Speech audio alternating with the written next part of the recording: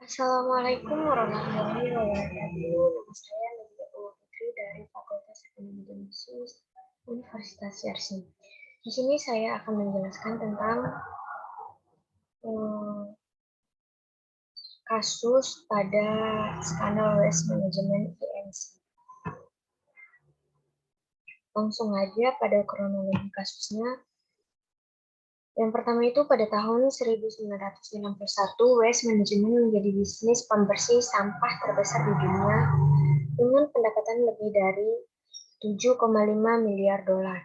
Meskipun terjadi resesi, Muntosh dan eksekutif lainnya di waste management menetapkan tujuan atau sasaran pertumbuhan yang agresif. Kasus yang kedua itu pada tahun 1992, misalnya perusahaan meramalkan pertumbuhan sebesar 26,1% untuk pendapatan dan 16,5% untuk laba bersih berturut-turut selama 1991. Selanjutnya pada tahun 1992, auditor di Andersen menemukan bukti yang menunjukkan bahwa klien mereka salah saji pada pajak, asuransi, dan biaya yang ditangguhkan sebesar 93,5 juta dolar, tetapi WMI menolak untuk menyajikan kembali laporan keuangan untuk memperbaiki kesalahan. Kemudian pada tahun 1993, auditor mendokumentasikan salah saji lain sebesar 128 juta dolar yang akan mengurangi pendapatan dari operasi yang dilanjutkan sebesar 12%. Meskipun demikian, Anderson menyimpulkan bahwa salah saji tersebut tidak material untuk mengharuskan pengungkapan. Kemudian pada tahun 1996, Dan Buntrock pensiun sebagai CAO untuk melanjutkan untuk karirnya sebagai ketua dari Dewan Direksi. Kemudian pada tahun 1997, ketika CAO baru perusahaan, Ronald T. Emain, berhenti setelah 3 bulan menjabat. Analisis menyimpulkan bahwa CAO berhenti karena mungkin telah menemukan masalah akuntansi. Meskipun demikian, Lemay telah memulai penyelidikan atas manipulasi akuntansi yang kemudian menjadi titik awal untuk mengetahui perlunya pengujian kembali laporan keuangan periode 1992 sampai 1997 yang diperlukan untuk mengoreksi berbagai penggelembungan angka dan juga menjadi titik awal untuk investigasi SIC. SIC memulai memeriksa buku BMI pada bulan November 1997 ketika perusahaan mengumumkan bahwa perubahan dalam metode akuntansi akan berakibat pada hilangnya 1,2 miliar dolar dan mengurangi laba ditahan yang dilaporkan sebesar 1 miliar dolar yang tercatat selama 5 tahun sebelumnya. Skema terurai pada pertengahan tahun 1997 setelah CAO baru memerintahkan untuk meninjau praktik akuntansi perusahaan. Selanjutnya pada tahun 1992 sampai 1997, CAO yang lama memanipulasi laporan keuangan untuk mencapai target laba. WMI terus terlibat dalam 1,4 miliar dolar pada penipuan laporan keuangan. Selanjutnya pada tahun 1998, WMI menyajikan kembali laporan keuangan periode 1992 sampai 1997. Dalam penyajian kembali melalui 3 kuartal pertama, perusahaan mengakui secara material telah menggelembungkan laba sebelum pajak sekitar 1,7 miliar dolar dan mengecilkan elemen tertentu dari beban pajaknya sebesar 190 juta dolar. WMI mengakui bahwa secara keseluruhan perusahaan telah menggelembungkan laba bersih setelah pajak sebesar lebih dari 1 miliar dolar. Setelah pengumuman tersebut, saham perusahaan turun hingga dari 30% dan pemegang saham rugi hingga 6 miliar dolar.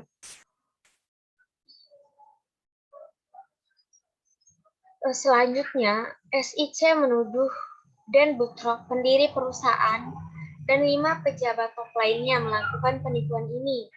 Tuduhan tersebut menduga bahwa manajemen telah berulang kali merubah penilaian biaya depresiasi untuk mengurangi jumlah biaya yang telah melakukan praktik akuntansi yang tidak layak berhubungan dengan kebijakan-kebijakan kapitalisasi. Juga merencanakan pengurangan biaya-biaya.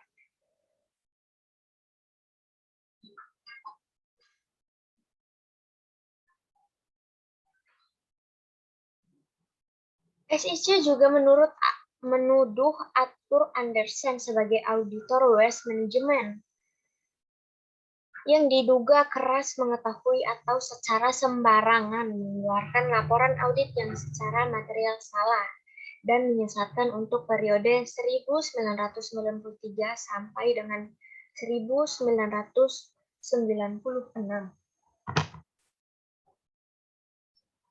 Andersen menyelesaikan masalah kepada SIC dengan membayar denda sebesar dalam sanksi perdata sebesar 7 juta dolar tanpa pernyataan mengakui atau menyangkal, dan juga mitra-mitra utamanya didenda dan dilarang berpraktik oleh SIC untuk menyelesaikan tuntutan class action dengan pemegang saham yang marah.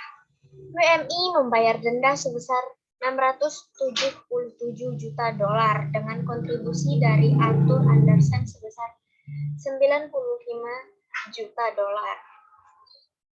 Kemudian, tim manajemen puncak di WMI termasuk Chief Financial Officer dan petugas akuntansi kepala dipaksa untuk mengundurkan diri. Sebuah perjanjian penyelesaian diajukan dalam gugatan tertunda di Pengadilan Federal Boston.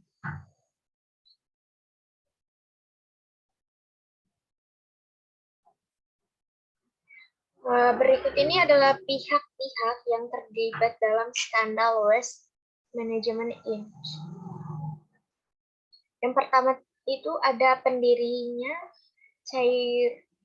Chairman and CEO, yaitu Dan L. Buttrock. Diduga Buttrock ini mendalangi kecurangan ini. Dia menetapkan target laba, dipupuk budaya akuntansi penipuan. Secara pribadi diarahkan tertentu dari perubahan akuntansi untuk membuat pendapatan yang ditargetkan dan merupakan juru bicara yang mengumumkan nomor palsu perusahaan. Dan saat yang sama, Buttrock berpose sebagai pengusaha sukses. Dia adalah penerima keuntungan terbesar dari penipuan dan mendapatkan lebih dari 16,9 juta dolar dalam keuntungan haram, antara lain dari bonus berbasis kerja, tunjangan pensiun, sumbangan amal, dan menjual saham perusahaan sementara penipuan itu berlangsung. Pihak yang kedua yang terlibat itu ada manajemen puncak WMI atau eksekutif.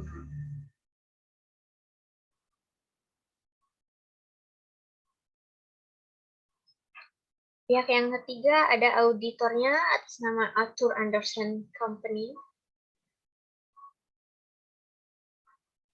Nah, ini adalah penyebab terjadinya skandal Waste Management Inc.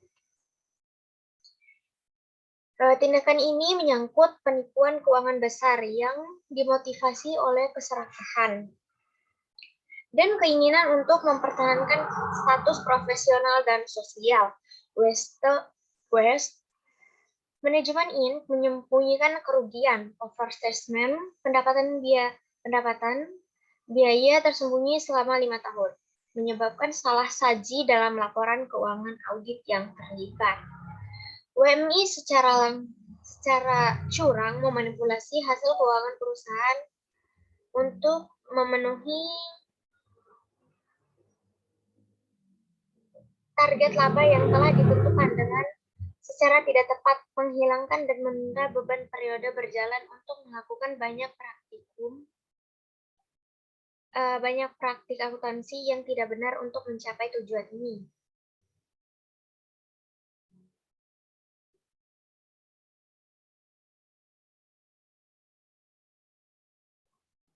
Dampak dan keberlanjutan skandal waste management ini dan penyelesaian oleh otorisasi yang berwenang.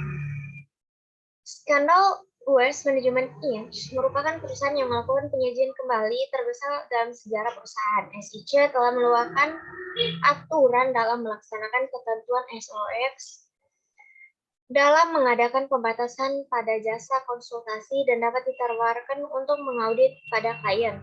Arthur Andersen menyediakan hampir semua penelitian yang diperlukan untuk menulis dari Sarbanes, Oxley, Arch, dan kasus Waste Management Inc. adalah salah satu contoh terbaik dari mengapa XOX sangat spesifik tentang independensi auditor.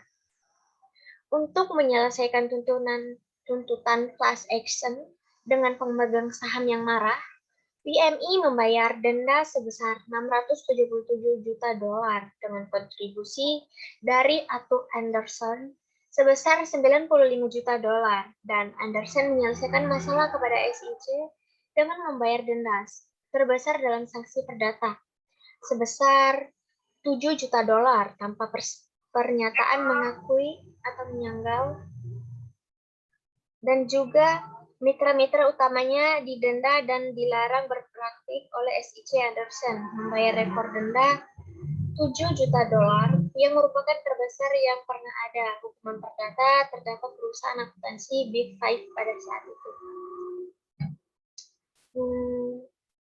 Demikian yang dapat saya sampaikan, lebih dan kurangnya mohon maaf.